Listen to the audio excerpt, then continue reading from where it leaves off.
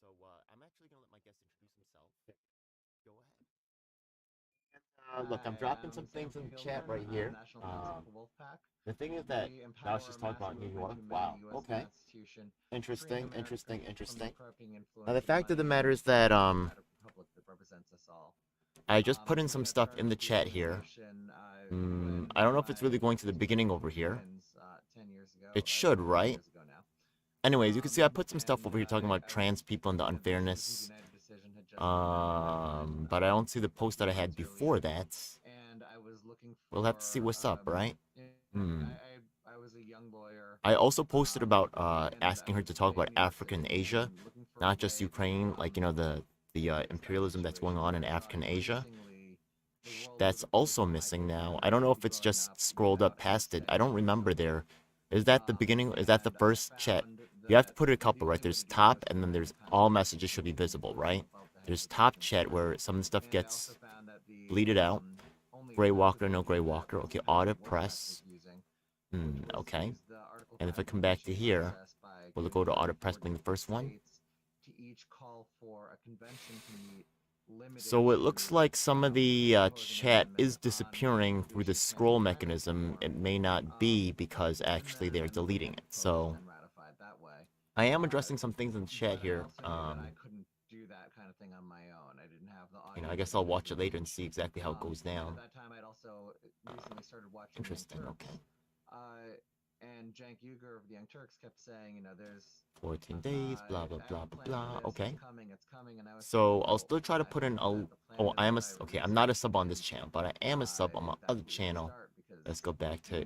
I also want to see if I was pre-banned, because that does tend to happen to me. Yeah, I do tend to get pre-banned. So I did see my stuff in the chat, so it is allowed to exist. Maybe. Maybe. Yeah, we'll see. I get canceled a lot. Not sure exactly. Hopefully this isn't some people getting shot with a gun.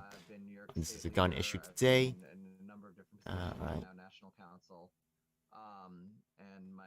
I also mentioned Jeff Young's campaign as well. He's a very solid candidate in Kentucky fighting against the let's see if that comes up. It should be all the chat, right? Okay.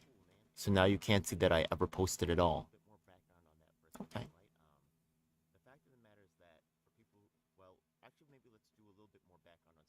Is she supporting any third-party candidates? Let's see if she answers that one, right? Okay, Gray Walker. She only answers certain people.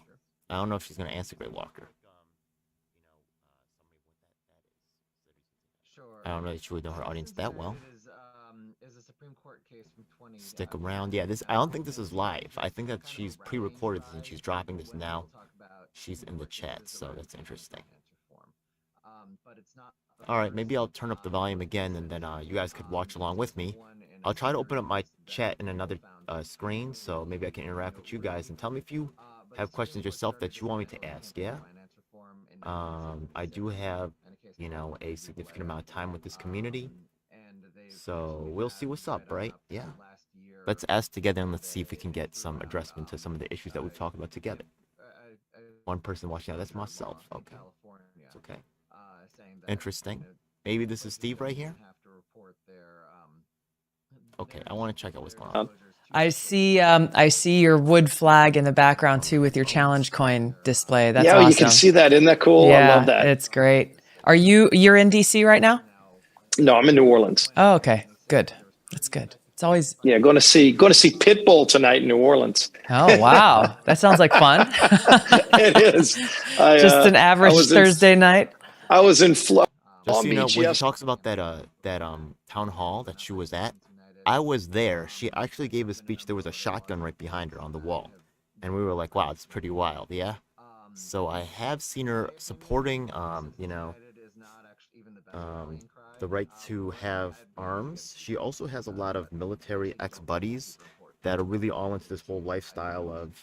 I mean, she's seen videos of her rolling around with guns like Keanu Reeves, you know what I mean, like shooting at targets and stuff. So she's into that type of lifestyle or something like that. I don't know if she picked that up from being military or whatever, but it is part of what happens, once they have their hands on the tools, they don't like to give them up. So look, I get it too. I'm not anti anti-weapons, 100%, right? Yeah. I think there's some decent concerns about the availability of assault rifles, but hey, that's just me, yeah. Once again, there's other technologies always improving, and I'm not saying I'm not really crazy about controls either. Screw it up, get the hands on it.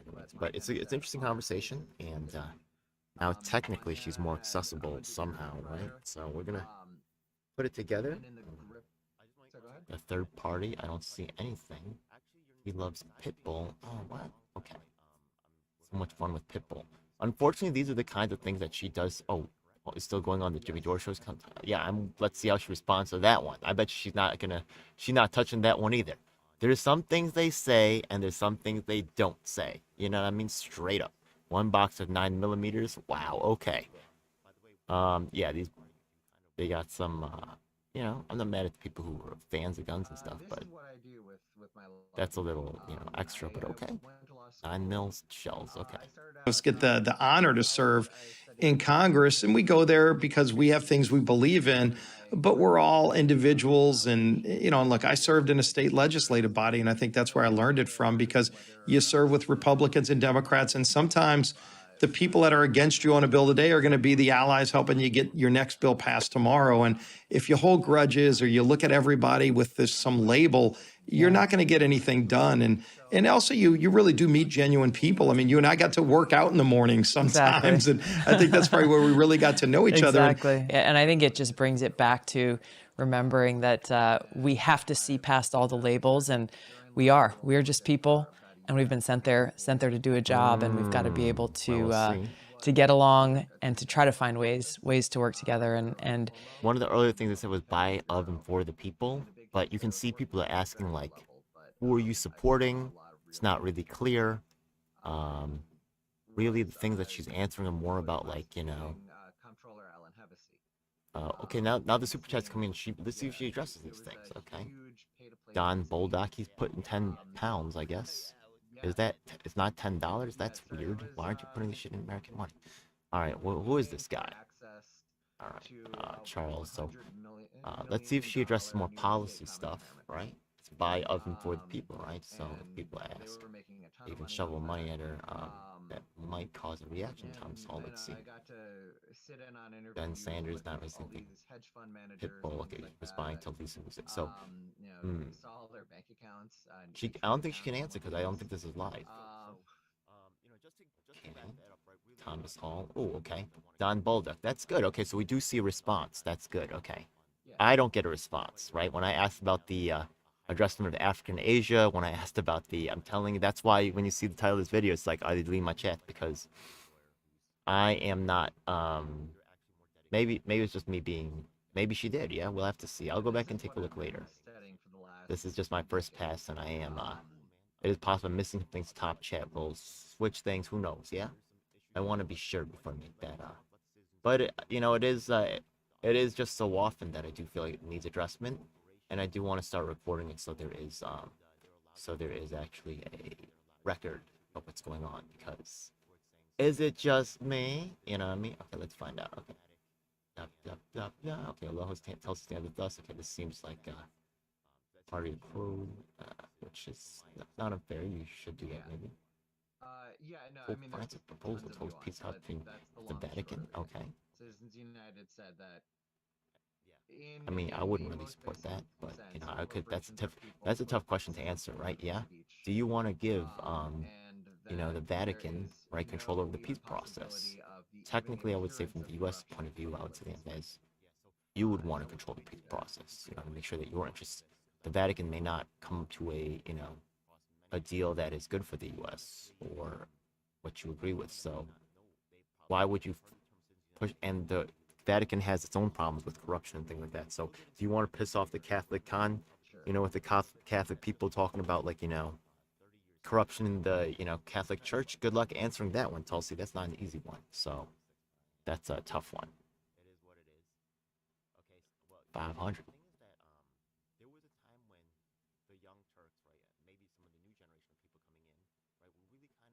Okay, they're probably asking her about the what is it, the World Economic Forum or something like that. No, it's some other thing. I know what they're talking about. Combate? Yeah, okay.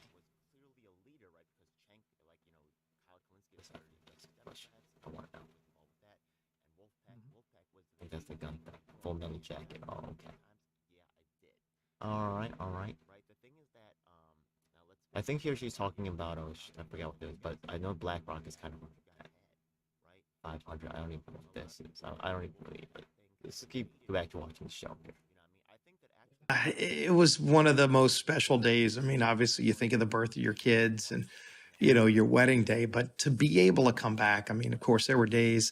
I don't think she kind of answered the questions about Africa and Asia. Maybe I'll ask again just to prove that I did it. You know what I mean? Yeah, I don't really have to. How about this one? I ask: is there a list of supported candidates? I'll say Gray Walker asks a good question. Because he knew that Wolfpack has to be nonpartisan, open to people with all different kinds of views, not just those who agree with Cenk. And we have plenty of people who can't stand Cenk, and that is totally fine. Cenk's not on our board anymore. He was only on our board in name only for a long time, and now he's not on our board. I'm calling out Gray Walker. What up, man? I see you in the chat. Who else do I know from here? I'm also interested in hooking up with other people that I met from my time in New Hampshire, other people that I hung out with from my time in, like the Massachusetts crew. Right? I mean, Tulsi's cool, but also, right, Tulsi's not just one person, it's the community that I also access. Tarot Man, what's up, bro?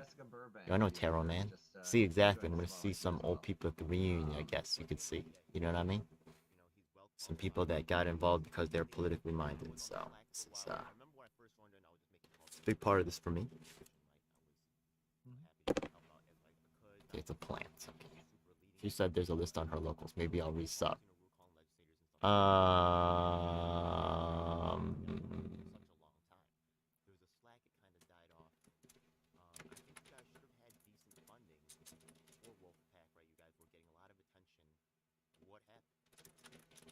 So, like I said, when Cenk first founded it, his first speech about it at Occupy Wall Street, he said, give me 20 good organizers in every state. Get it? What up, bro? And we'll get the resolutions through. That's right. And that worked initially. That strategy was. I'm gonna turn on the thing again, but there's another story happening here. Oh, okay, it's pretty cool. Prayers of those around you and prayers from millions of strangers across the country helped get you through that time when you didn't know that you would survive. And to me, it's that spiritual That's right, Great Walker, you got my back, homie. There we go. That we've got to find a way to get back to be able to see past and get past, again, all of this kind of darkness and divisiveness and animosity, right? Yeah. And look, I still get to this day, and I travel a lot in my job, especially in leadership, where you're going around the country doing events for other members. And inevitably, no matter where I am, someone will come up and say, I prayed for you when you were in the hospital. And it still touches me. And, and I know people, no matter where you are, you're asked to pray for a friend. My brother was just diagnosed with cancer. Can you say a prayer for him? And maybe you wonder, what is it going to affect or matter if I do that? It matters. And I felt the prayers, and you can't explain it. It was a powerful thing. But it's something that I really appreciated, because I could just feel being uplifted by strangers that didn't even know maybe that they were doing something that was helpful to someone they had never met before. And so anytime that somebody is down and out or asks for a prayer for a friend, I always do it, because I know it really helped me, and it really mattered. So just I still pass that on to them too. Absolutely. I say thank you for the prayers, because I felt them. Yeah, absolutely. For those who, may have just seen kind of a quick headline or two on what happened in June of 2017 that changed your life, changed the lives of those who were protecting you and many of our colleagues, I want to go back again and just point to some of your words that you wrote in your book. It was the last practice of before the congressional baseball game. You were obviously on the Republican team going against the Democratic team. This is a big annual event that happens in Washington. every year at the Nationals Stadium. And it is one of those times when it builds that camaraderie, it builds those relationships, some friendly competition on the baseball field. But this morning was different. As you were wrapping up practice, in your book you write, the man emerged from his van carrying an SKS-style semi-automatic rifle with a 40-round banana clip, a fully loaded 9mm Smith & Wesson pistol in a hip holster attached to his waistband, an extra fully loaded 40-round clip for the rifle, and an extra loaded magazine for the pistol, enough ammunition to kill all of us several times over. The morning chill had cooked off to make way for a pure early summer heat, and then there's a bang. I think, that's okay, it's nothing. I'm still standing there in the sun thinking about strategy and Cedric's fastball and my family and my son's first U2 concert and a tractor. I see a tractor and the noise makes sense, except there's no one on the tractor.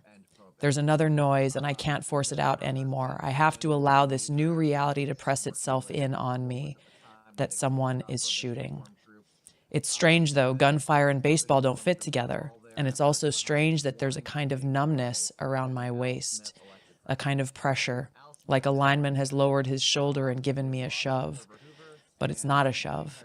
It's a large 7.62 caliber bullet moving at high velocity that's entered my hip and hit my femur, and my leg has effectively detonated.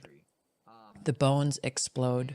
My femur explodes, my pelvis explodes, a puff of bone and metal fragments fly through my pelvis and abdominal cavity, turning my body into a shrapnel-packed bomb going off in a confined space.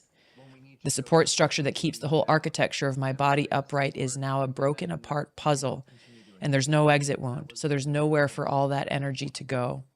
Hard things ricochet around like pinballs, severing veins and slicing open organs, shredding through my intestines all at once. But all the damage is internal, except for one almost imperceptibly small hole in my baseball pants, invisible from the outside. I'm trying to move on pulverized leg bones. I feel like someone else is controlling my legs. My legs stop working. It's not pain exactly, and I don't know that the reason I'm falling is because my whole foundation has imploded. I feel instead like the wiring that connects my brain to my legs has been unplugged. I fall. Now I'm on my hands in the dirt, facing the outfield. I don't know why I'm facing the outfield when I was just facing the other way. I don't know that the force with which the bullet hit me has spun me almost all the way around.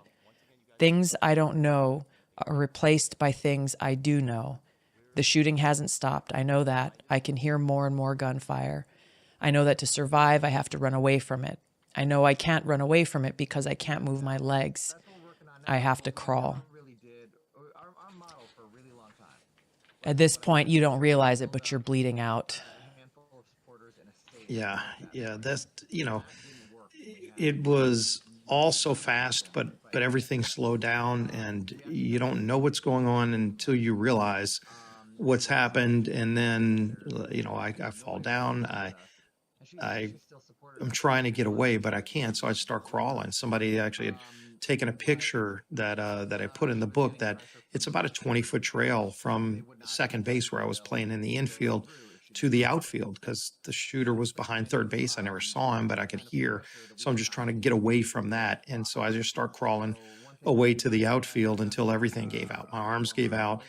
And then I'm just laying there and still hearing lots of gunfire. And at that point, you just know, okay, something bad's going on inside. I don't know how bad it is. Surely didn't feel as bad as it was, because I almost didn't make it through that day, but your body does sort of shut down the pain that you should be feeling. But I knew, okay, what do I do next when I can't move anymore? And that's when I just said, I've got to pray. There's nothing else I can do. I got to put this in God's hands. And I said some very heady prayers, and, just, I wanted to see my kids again, wanted to see my family, and God delivered it. The things I was asking him for that day were very direct personal conversations, but, he came through. He was on that field that day. What was the last thing you remember? There were a few once the shooter went down, it seemed like probably a half an hour. It might have only been 10 minutes. But Brad Wenstrup, my colleague from Ohio, you and I served with, Yeah. he was a medical doctor, a trauma surgeon who served in Iraq, just happened to be there. Normally he would have left earlier, but he had a meeting that had canceled, so he stayed behind a little longer. And look, again, miracles that happened on that field that day. I wouldn't be here if Brad had his normal schedule, because he would have been gone. And my trauma surgeon told me I would have bled out on the field if not for what Brad did to prepare me. So I made it to the hospital with a 0 blood pressure, by the way. So, literally not even a minute left. And so Brad immediately put a tourniquet on. He started doing some work on me before the paramedics arrived, and then paramedics get me and put me in an ambulance. So they're going to drive me to probably George Washington Hospital. But it's morning. It's like around 7 a.m, Virginia traffic. I would have never made it. And then a helicopter comes, and it was a Parks Department helicopter. And so they turn around, and the whole time I'm thinking, why are we going back? We I don't, and they bring me out on the ball field again to transfer me to the helicopter. I don't know all this. I'm Oh, just thinking, gosh. why am I back on the ball field? Like Right. I am gonna, and I'm feeling my body shut down. So I'm thinking, Yeah. like, God, I don't want to bleed out on this ball field. And next thing you know, I'm on the helicopter, and that's really the last thing I remember. And I do remember I picked up I asked the not the pilot, but one of the other people that was in the helicopter if he had a phone, and he gave me his cell phone, and I called my wife, and she didn't remember the number. She didn't know the number, but it was also about 6 a.m. in New Orleans, so she didn't answer, and so I left a message, and at that point I thought this might be it, and I just left a message, that you just don't want to have to leave. But Of course. that was the last thing I remember. And then 3 days later, I wake up out of a coma, and had made it. And your wife was there when you woke up? Yeah. Yeah. So your experience, and frankly that of your wife and kids, is one that not very many people have directly, but that experience of really, really knowing truly the fragility of life, and that our time could come literally at any moment. You It's just don't something know. you don't know. And obviously this is something, when I was deployed to Iraq, during my first deployment, it was early 2005. We had just gotten to the camp where we would be based, about 40 miles north of Baghdad. And at one of the gates of that camp, it had a huge sign in big block letters. I don't know who put it there, but it said, "Is today the day?" And it was that ever-present reminder, obviously being in the middle of what was then called, the Sunni Triangle. It was a very heavy time in that war. That reality is something, I worked in a medical unit, and that reality is something that, every service member who's gone and deployed into a war zone knows firsthand, but very few people, at home, very few of our colleagues know and understand what that is. How did the way you see life and the world and your work and those you love change after going through what you went through? Yeah, because it surely makes you look at life as precious as it is. And we always take things for granted, not even intentionally, but it really, for me, it just put a sharper focus on what's important. We've got busy jobs, we have busy lives, but you kind of scale it back and say, what are the things that really matter? And make sure never, it's not like you can spend every minute with your kids and your wife, but when you're with them, you got to be all in. You got to be there. When I'm home on weekends, I mean, we're not doing other stuff. We're just, we're doing stuff for them because you don't want to miss anything. And so I think if anything, it just puts a sharper focus on what's important. You still have other things you have to do, but you really, the trivial things just don't matter as much anymore. It doesn't, it doesn't get you down if something doesn't go your way. That's minor. Who cares? What Seriously. really matters, I'm lucky to be alive. I'm playing with the house's money. So that's all Right. that really, really matters.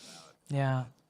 I can relate to that in so many ways. I came back a different person you know, through after that first deployment, and my, yeah, say, you know, definitely not the same thing that you went through in any way, shape, or form, but in my own way. But still, you put yourself in a position where it could have been that day, and you did it anyway. And thanks for your service, because it's a sacrifice that very few people will understand who haven't been there. So, you know, it's why we pray for our troops. It's why, Exactly. you know, we appreciate your service to our country. I'm grateful. I'm grateful to stand with so many incredible great patriots and heroes, and frankly to have that perspective of doing my very best to not waste a moment, because every day and every breath is such a blessing. I'm curious about, you know, I've spoken with and met with families who have lost a loved one because of a mass shooting, or you know, a drive-by shooting in Chicago, for example. And often those experiences inform kind of their first feeling of like, what could have been done to prevent this? What should we be doing now with our laws to prevent these tragic shootings and tragic loss of life? Sometimes that reaction is, well, we should just get rid of guns. If we get rid of guns, then no more shootings will happen. Yes, violence is another story, and you know, it's a bigger, deeper kind of foundational problem as a country we need to face about these violent crimes. But hey, maybe if we just get rid of guns, then we can prevent some of these tragedies from occurring. In the wake of your experience, how did you feel? How did your family, how did those around you feel? Yeah, you know, and look, nobody wants to see somebody else die unexpectedly, and you know, we'd all like to think we're going to die of old age in our sleep, and you know, and of course, every day there's tragedies. There's all Yeah. kinds of tragedies. You know, it just seems like when it's a gun that's the, you know, the weapon of choice, there are people that just want to rush immediately to gun control and not really dig and say, okay, what happened here and how do we stop it? And was it somebody? You know, I've met with kids that were involved in school shootings, that were at a school where they had a school shooting. I mean, just, you know, those kind of tragedies. And one of the things we see in those is that typically, like, well over 80% of the school shootings, somebody knew that it was going to happen before it happened. You know, they told somebody else, they put it on social media, and every now and then they're prevented, but sometimes people just don't think, hey, can I say something? Should I say something to stop something bad from happening? And if somebody wants to go do harm to somebody else, you know, the best thing you can do is identify it and try to stop it before it happens. To think we can pass a law that's going to stop bad things from happening, I wish there was a law that would do that. And it's selling fool's gold to people to think you can you can just prevent bad things from happening. You can try to create safe environments for people. But look, the shooter in my case came from Illinois. They've got some of the strictest gun control laws in the country, and yet, you know, it still happened. Again, you go look at some of the cities with some of the worst incidents of violence in the streets, and a lot of times have some of the strictest laws. So, you know, if a criminal is going to go out and commit a crime and kill people, they've already probably violated 10 other laws. You know, it's just trying to stop bad people from doing bad things, you know, and that's where we need to focus. But to say taking away guns from law-abiding citizens is never going to be the answer, because frankly, everyday people are able to use guns to defend themselves too. I mean, the reason I'm alive is because there were people there with guns to counter the bad guy who had guns and every intention of taking us all out. You know, and if you would say at the beginning of that day, if you know, as I laid out all the things that happened before he pulled the trigger, if I would say at the end of the day everybody would be alive at except the shooter, nobody would believe you. And yet that's what happened, because there were people with guns that were able to stop bad things from happening to all of us. You know, what do you say your shooter, one of the firearms that he had was a semi-automatic rifle, and often the instinct after every one of these tragic mass shootings that are unfortunately occurring seemingly more often than maybe 10, 20, 30 years ago, the the knee-jerk reaction from a lot of Democrats in Congress is we need to ban assault weapons. This is something President Biden has doubled down on, saying he wants to reinstate the assault weapons ban. There are other measures that are being put forward, but this one seems to be the one that pops to the forefront every single time. You know, I think we can look at a lot of the different motivations. I think there are some people who are very well intentioned, who feel like, hey, we've got to do something, and if this contributes in some way to help prevent a mass shooting and mass loss of life, then maybe it's worthwhile. There are others, I think, of our colleagues who look at the past and recognize, well, hey, this didn't really work before, but this is something that's a good talking point, and it's something that we can push forward and kind of use to fire up the base and so on. Like, you basically use it just for political purposes. Why is this the thing that keeps coming up, I think, the most? And how do you respond to those coming from both camps, kind of those who are using it as a political football for their own selfish political gain, and then also those who may not have grown up, with firearms around the house, or have never, shot a firearm before in their lives, but they're thinking like, hey, maybe if this guy didn't have access to a semi-automatic rifle, then maybe it would have saved lives. Yeah, and again, I know there's a temptation that people want to say, okay, geez, something bad happened. If only there was a law passed to stop that from happening. Again, murder's already illegal. So many of the other things that criminals do leading up to and during any kind of act of violence is already illegal. And there are not a lot of the gun laws that are on the books. I mean, we've got books of gun laws already in place that aren't being enforced. And so you see people lying on gun forms, for example, and those aren't even being prosecuted, and yet they want to add more laws that usually end up making it harder for law-abiding citizens, not for the criminal. Why don't you go after the people that are breaking the laws that you're letting out right today, right now, in most communities? The people that are committing a lot of the crimes, especially violent crimes, murders, are people who were let out for something else just weeks before. How about you enforce the laws that are on the books instead of trying to make it harder for people to defend themselves? I mean, gun sales are through the roof right now, not because criminals want to go out and buy more guns to kill people, but because people see crime in their communities and they want guns to defend themselves. And that story is never told. I mean, you could literally do a story every single day on somebody who used a gun to save their own life or that of a loved one because they had a gun to counter somebody who wanted to do something bad.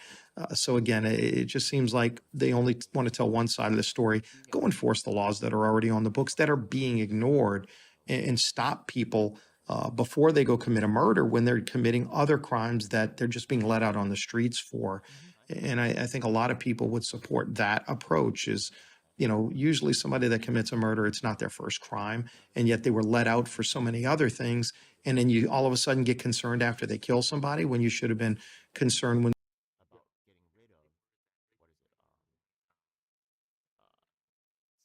they were breaking all the other laws that you ignored. That's the focus that we really ought to have. And clearly mental health breakdowns too. There are a lot of breakdowns in our mental health system.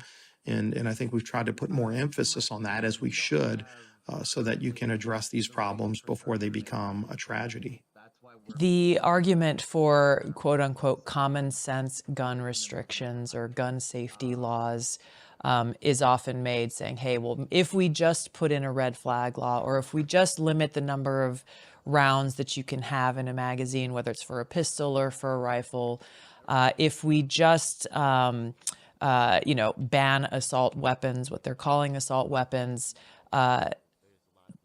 doing so in the name of public safety doesn't violate the intent of